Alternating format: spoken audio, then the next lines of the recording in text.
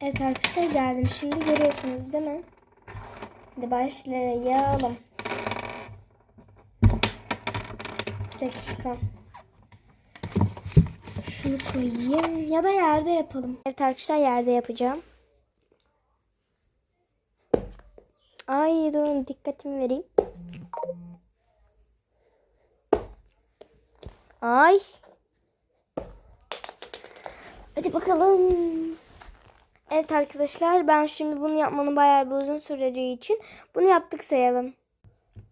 Tamam arkadaşlar, şimdi ne yapacağız biliyor musunuz? Bu kadardı yani.